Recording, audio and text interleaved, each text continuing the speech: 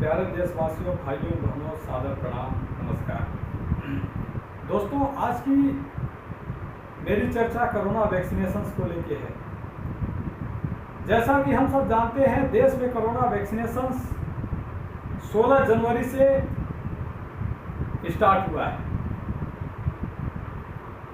Bharat biotech और serum institute ने corona vaccination देश में सुनिश्चित करने के लिए तीव्र गति से प्रोडक्शन स्टार्ट किया।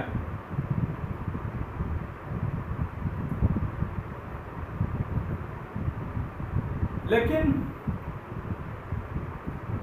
16 जनवरी से आज 10 अप्रैल तक टोटल 9.8 करोड़ लोगों को ही अभी तक कोरोना वैक्सीनेशन का डोजेज दिया जा चुका है। तकरीबन यदि कोरोना वैक्सीनेशन का रेट पर यदि हम देखें तो 3.28 crore per month corona vaccination का रेट हमारे देश में चल रहा है।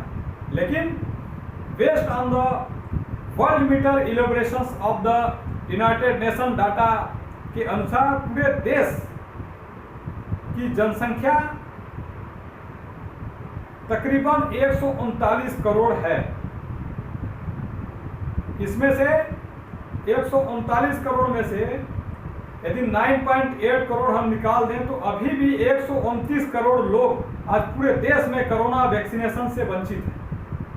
कोरोना वैक्सीनेशन पाने के लिए संघर्ष कर रहे हैं, कोरोना वैक्सीनेशन के लिए तड़प रहे हैं, व्याकुल हो रहे हैं। कोरोना विकराल रूप लेके फिर पूरे देशवासियों से तीव्र गति से हावी हुआ है। स्थिति बहुत ही नाजुक है, बहुत ही भयावह है, बहुत ही चिंतनीय है।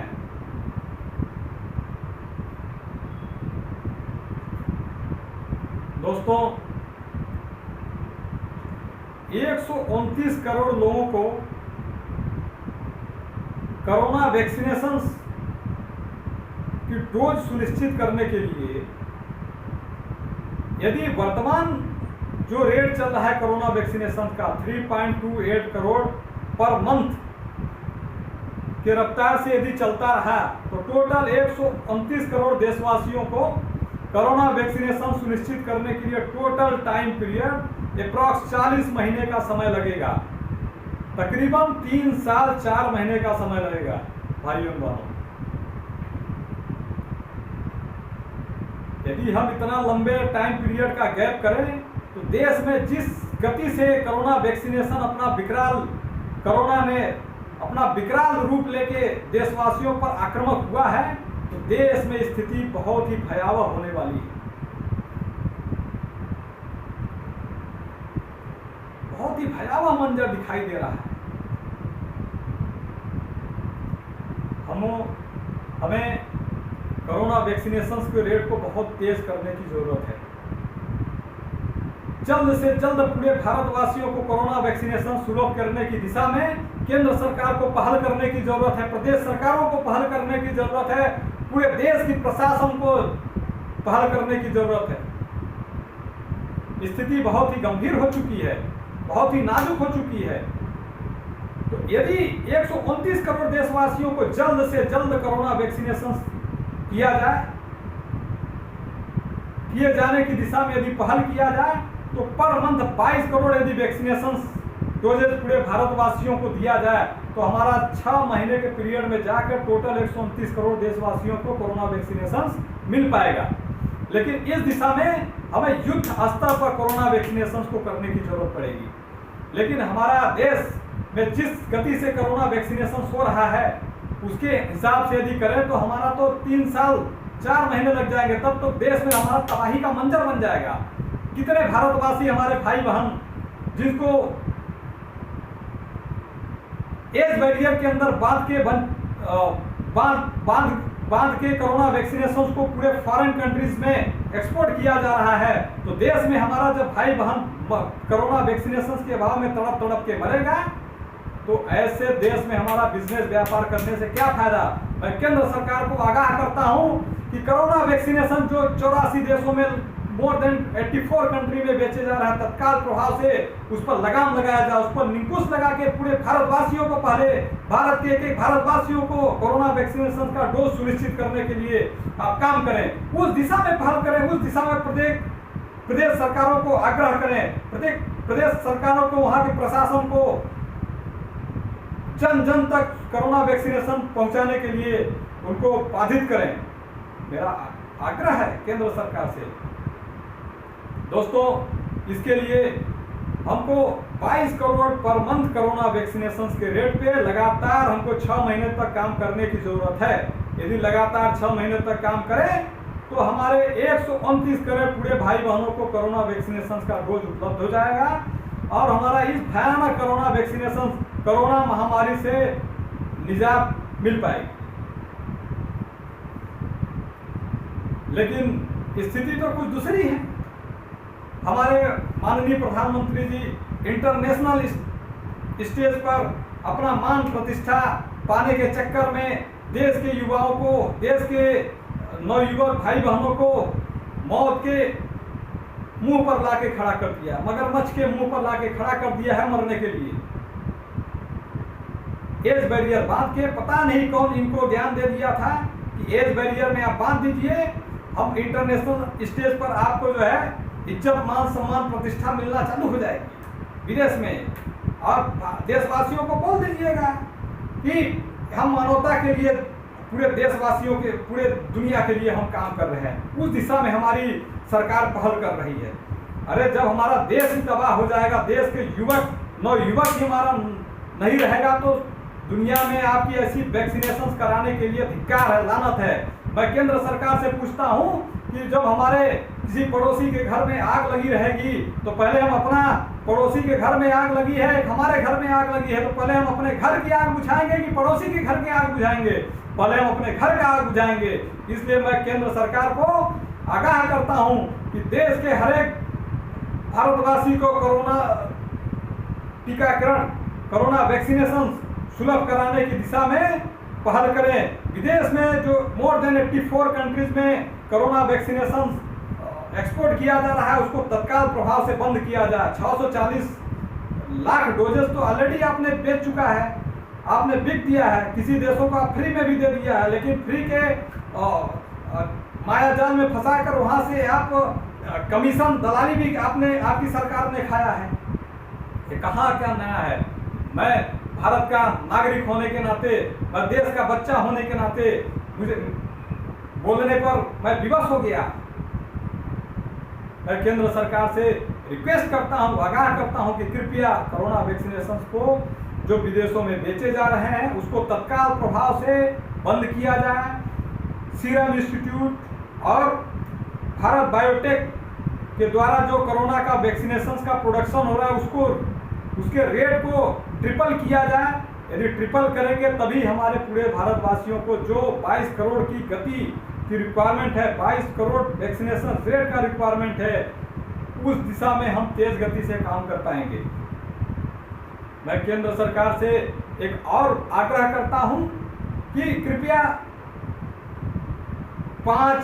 4 प्रदेश और एक केंद्र शासित प्रदेश में अभी हमारा असेंबली इलेक्शंस का चुनाव हो रहे हैं, जिसमें बड़ी बड़ी जनसभाएं, बड़ी बड़ी रैलियां, बड़ी बड़ी रोड शो किए जा रहे हैं। और उसके लिए खुद केंद्र सरकार की प्राइम मिनिस्टर, केंद्र सरकार में गृह मंत्री, केंद्र सरकार के डिफेंस मिनिस्टर से लेकर स्वास्थ्य मंत्री से लेकर हर एक भारतीय जनता पार्टी के हर एक प्रदेशों के चीफ मिनिस्टर से लेकर एक एक कार्यकर्ता उस प्रदेश में जहां जहां इलेक्शन हो रहा है पूरे हावी होकर बड़ी बड़ी रैलियों, बड़ी बड़ी जनसभाओं से लेकर वहां पर कोरोना वैक्सीनेशन को बढ़ाने का काम किया है। मैं ओनली बीजेपी को जिम्मेदार नहीं ठहराता हूं, इसके पीछे वहां की, उस प्रदेश की, वहां की क्षेत्रीय पार्टियां, वहां की दलें ने मिलकर भी कोरोना का विस्फोटक रूप उस प्रदेश में बढ़ाने का काम किया है। लेकिन वहां की जो स्वास्थ्य प्रशासन है, वहां की प्रशासनिक सेवाएं जो चुस्त दुरुस्त होकर काम करना चाहिए, पूरा सुस्त हो चुकी है, पूरा निरर्थक साबित हो रही है। उन प्रदेशों में कोरोना वैक्सीनेशन ऑलरेडी विस्फोटक रूप ले चुका है। इतना तेज विस्फोटक रूप ले चुका है कि इसका परिणाम इलेक्शंस के बाद हमको दिखाई देंगे। लेकिन इसके पीछे का मैं जिम्मेदार तो पूरे केंद्र सरकार को और पूरे प्रदेश की क्षेत्रीय राजनीतिक पार्टियों को ठहराता हूँ।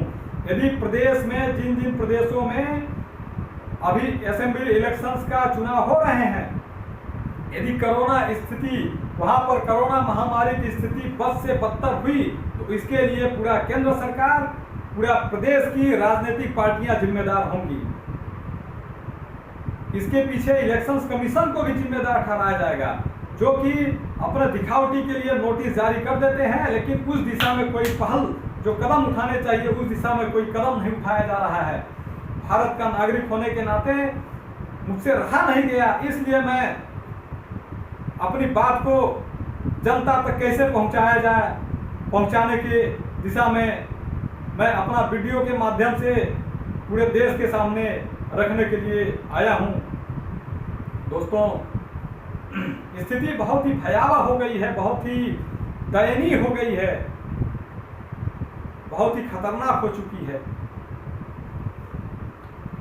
इस स्थिति में पिछले साल यदि देखा जाए, प्रकाश डाला जाए, तो केंद्र सरकार ने पूरे देश, पूरे प्रदेश की सीएम के साथ मिलकर, पूरे देश के प्रशासन व्यवस्था के साथ मिलकर उसने डिसीजन लिया था कि देश में लॉकडाउन लगाने की जरूरत पड़ेगी। लॉकडाउन लगाने की जरूरत क्यों पड़ेगी? देश के अंदर चरमराई हुई स्वास्थ्य व्यवस्था को चुस्त और दुरुस्त करने की दिशा में काम करने के लिए हमको लॉकडाउन लगाना ही पड़ेगा, ताकि हमारा देश में बदहाल स्वास्थ्य व्यवस्था चुस्त हो सके, दुरुस्त हो सके। उसके लिए केंद्र सरकार ने पूरे देश में लॉकडाउन लगाया, ताकि उस टाइम पीरियड के बीच में हर एक प्रदेश में स्वास्थ्य व्यवस्था को अच्छा किया जा सके। लेकिन साल भर हो गया, साल भर होने के बाद भी फिर हर एक प्रदेश में दोबारा लॉकडाउन क्यों लगाए जा रहे हैं? वहां पर लॉकडाउन लगाकर लोगों के, देश की जनता के पेट पर लात मारने का काम क्यों किया जा रहा है? ये लॉकडाउन जहां जहां लग रहे हैं वहां पर मैक्सिमम आपके ही भारतीय जनता पार्टी की ही सरकार है। कुल मिलाकर देखा जाए तो उस लॉकडाउन के पीरियड में जो देश में पहले लगा था, उस पीरियड में इस प्रदेश की सरकारों ने कुछ काम नहीं किया था। अभी भी स्थिति बहुत ही गंभीर, नाजुक बनी हुई है। मैं 2 दिन पहले न्यूज में देख रहा था, कल मैं न्यूज में देखा था कि हमारे उज्जैन में एक भाई ने ऑक्सीजन सिलेंडर के अभाव में दम तोड़ दिया। कहाँ की आपकी शासन व्यवस्था है? क्या कंट्रोलिंग आप कर रहे हैं? क्या मॉनिटरिंग कर रहे हैं? दूसरे देश, दूसरे प्रदेश में आप शासन व्यवस्था हड़पने के लिए वहां पर बड़ी बड़ी रैलियां कर रहे हैं, जनसभाएं कर रहे हैं, और वहां के सीएम को भी बुलाकर यहाँ पर रैलियां, जनसभाएं कराने के लिए विवश कर रहे हैं। लेकिन वहां की स्थिति बहुत सी बद से बदतर हो गई है। वहां की शासन व्यवस्था, पूरी स्वास्थ्य व्यवस्था चरमरा गई है।